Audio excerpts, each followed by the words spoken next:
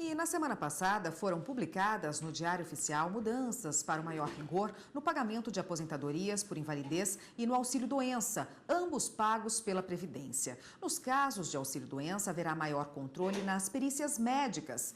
Para as aposentadorias por invalidez, os peritos do INSS vão fazer mutirão nos fins de semana para reavaliar cada uma. Depois disso, haverá perícia obrigatória a cada 2 anos. Os trabalhadores que forem considerados recuperados terão que voltar ao trabalho e, consequentemente, contribuir com a Previdência. Para tirar as nossas dúvidas sobre esse assunto, nós convidamos a advogada Thaís Riedel, especialista em direito previdenciário, que está aqui no estúdio hoje. Boa tarde, doutora. Boa tarde, Érica. A gente acabou de vê-la aí também falando sobre a decisão do STJ, né? E hoje o nosso assunto são essas mudanças, esse maior rigor nos benefícios. O que muda com esse maior rigor agora? Veja, Érica, primeiramente, essa medida provisória 739, ela traz, por um lado, algo que já existia na legislação. A legislação já trazia a situação de que toda pessoa que receba aposentadoria por invalidez ou auxílio-doença, né, há necessidade de revisar esses requisitos. Então, isso já existia. Mas a medida provisória traz um sistema de mutirão, na medida que verificou que existem pessoas que já há muitos anos estão recebendo esses benefícios sem uma revisão para identificar se as condições ainda permanecem, as condições de incapacidade para o trabalho.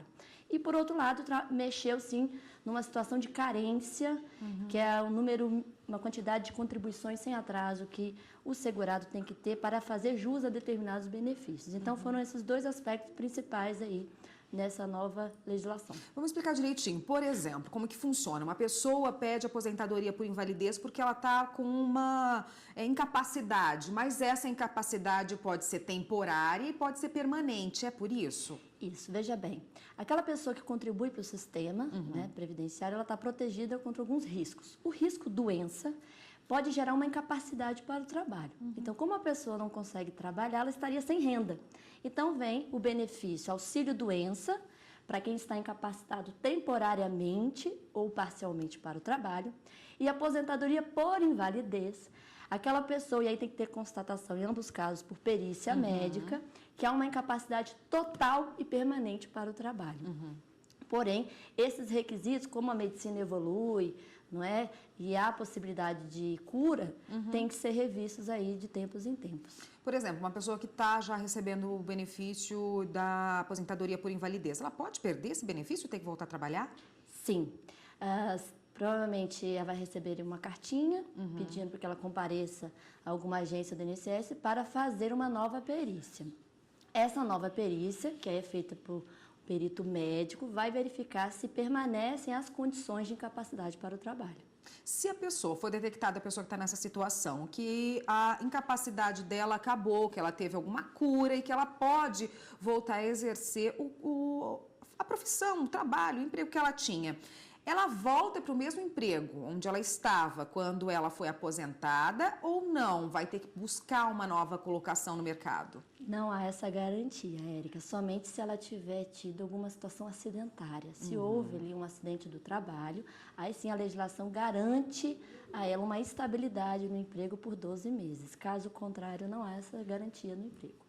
Como que essas pessoas que estão nessa situação, tanto no auxílio-doença como na aposentadoria, estão com dúvidas em relação a como elas vão ser chamadas para participar, para passar por esse mutirão, né? Se elas vão receber uma notificação em casa, se elas têm que procurar uma agência do INSS, tem medo de ficar sem receber? Como é que funciona isso? Não vai ter uma paralisação do recebimento do benefício antes de passar por essa perícia, é isso?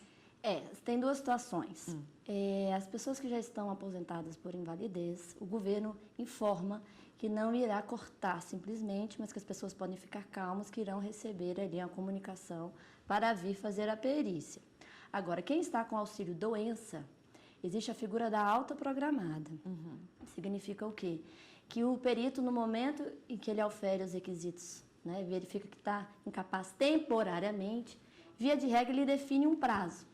Então, olha, pela sua doença, em 6 meses você está curada. Se a pessoa não ficar atenta e pedir a prorrogação, caso ela ainda esteja doente no momento dessa alta programada, aí haverá a cessação deste benefício. E aí o que a legislação que se propõe agora, que a medida provisória trouxe, é que se nada tiver estipulado, vai se considerar ali o prazo de 120 dias. Né? Então, as pessoas têm que ficar atentas, porque se tiver em auxílio-doença, tem que verificar esse prazo. Pode perder. A gente volta nesse assunto no próximo bloco, só um minutinho, por favor. O Jornal da Justiça está de volta e nós voltamos a falar com a advogada Thaís Riedel, especialista em direito previdenciário, que hoje conversa com a gente a respeito da aposentadoria por invalidez e do auxílio-doença. Doutora, em que casos o trabalhador pode pedir a aposentadoria por invalidez? Sempre que ele estiver ali com laudos médicos identificando uma incapacidade total e permanente para o trabalho.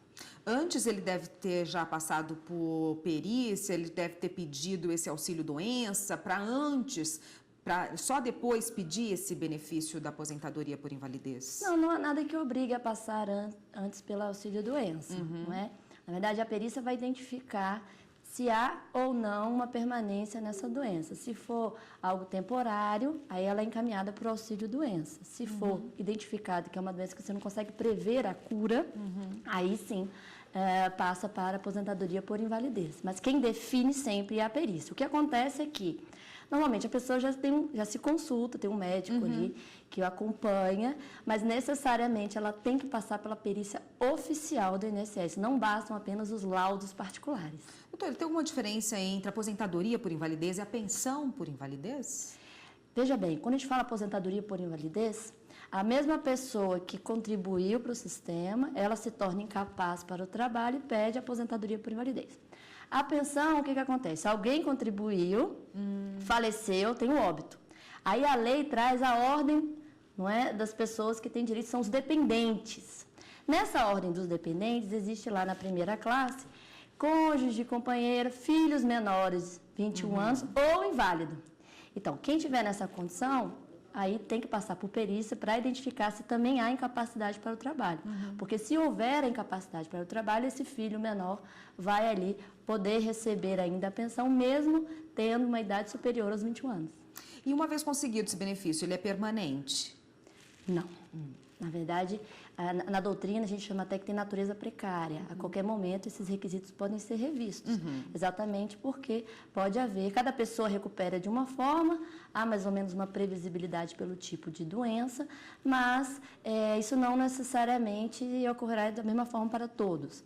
Então, a qualquer momento, o Estado pode vir e exigir que a pessoa passe por uma nova perícia, que é a linguagem que o direito reconhece para identificar ou não se essa é a incapacidade. Agora, a lei também traz uma situação importante, para que todos saibam, é que aqueles que já completaram 60 anos de idade, não há mais essa obrigatoriedade de passar por novas perícias.